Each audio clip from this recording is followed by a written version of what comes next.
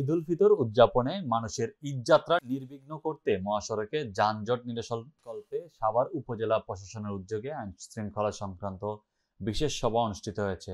সকালে উপজেলা পরিষদ হল রুমে এই সভাটি অনুষ্ঠিত হয়। সভায় উপজেলা নির্বাহী কর্মকর্তা মোহাম্মদ আবু বক্কর সরকারের সভাপতিত্বে প্রধান অতিথি হিসেবে উপস্থিত ছিলেন অতিরিক্ত জেলা প্রশাসক রাফিউল আলম।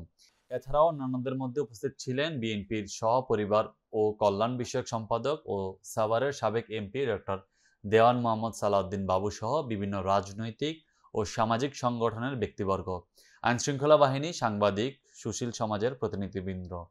সভায় বক্তারা মহাসড়কে অবৈধভাবে ফুটপাতে অস্থায়ী দোকানপাট, রেন্টেকার, অটোরিকশার দৌরাত্ম্য, ট্রাফিক ব্যবস্থার দুর্বলতা সহ যানজটের কারণ চিহ্নিত করে সমাধানে সংশ্লিষ্ট প্রশাসনের দ্রুত উদ্যোগের ব্যবস্থা গ্রহণের তাগিদ দেন। পরে স্থানীয় প্রশাসন এই সকল সমস্যা দূরীকরণের আশ্বাস দেন। সকালে রংপুরের সম্প্রতি মাগুরায় ৮ বছর বয়সী শিশু ধর্ষণের ঘটনা ও সারা দেশে নারী শিশুদের প্রতি সহিংসতা প্রতিরোধে এবং অভিযুক্ত দোষীদের ফাঁসির দাবি সহ আইনসঙ্গত বিচারের দাবিতে রংপুর বিভাগীয় শিশু সুরক্ষা ও অ্যাডভোকেসি নেটওয়ার্কের পক্ষ থেকে বিভাগীয় কমিশনার বরাবর এক স্মারকলিপি প্রদান করা হয়। এ সময় বিভাগীয় নেটওয়ার্কের সদস্য সচিব Mohammad Tanzimul Islam, coordinator advocacy and social accountability world ভিশনের নেতৃত্বে উপস্থিত ছিলেন এএসডিইউর রংপুরের মোহাম্মদ ফজলুল হক, অ্যাডমিনিস্ট্রেটর ডিপিইউকের মোহাম্মদ আসাদুল ইসলাম, কোঅর্ডিনেটর ব্লাস্টের দিলরুবা রহমান অ্যাডভোকেট, সমন্বয়কারী ও যুব ফোরামের সৌমিত্র বর্মন ও মোহাম্মদ জাহিদুল আলম জেমস ও সঞ্চালনা ওয়ার্ল্ড ভিশনের শ্যামলী রেমা।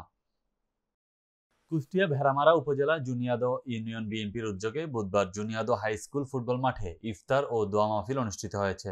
জুনিয়াদহ ইউনিয়ন বিএনপির সাবেক সভাপতি সৈয়দ একরামুল হকের সভাপতিত্বে অনুষ্ঠানে প্রধান অতিথি হিসেবে উপস্থিত ছিলেন কুষ্টিয়া ২ আসনের সাবেক সংসদ সদস্য ও কেন্দ্রীয় বিএনপির নির্বাহী কমিটির সদস্য বীর মুক্তিযোদ্ধা অধ্যাপক শহীদুল ইসলাম।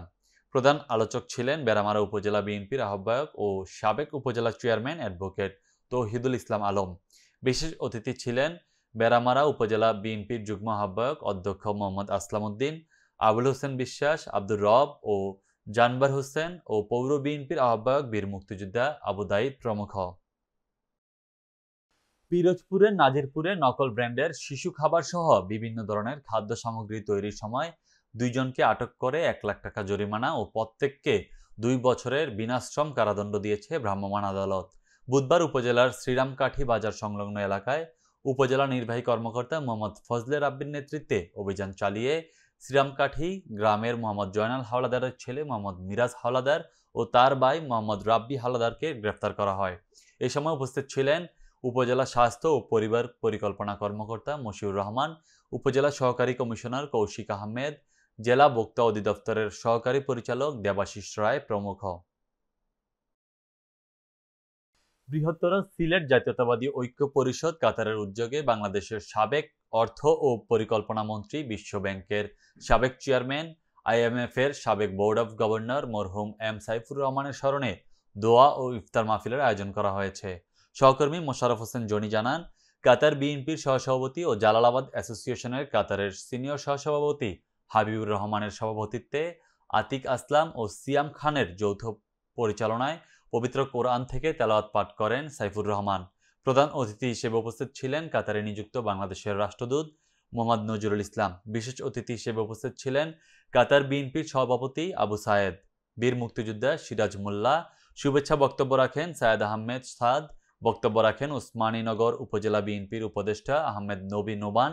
মৌলভীবাজার জেলা জাতীয়তাবাদী ফোরাম কাতার সভাপতি ফয়সাল আহমেদ। এছাড়া উপস্থিত ছিলেন কাতার বিএনপির সিনিয়র সহসভাপতি সিরাজুল ইসলাম মোল্লা, বাংলাদেশ স্কুল অ্যান্ড কলেজের সাবেক অধ্যাপক আমিনুল ইসলাম কাজল, আব্দুল নূর আজাদ, সহসভাপতি দেলোয়ার ভূঁইয়া, আবুল কাশেম হাসান প্রমুখ।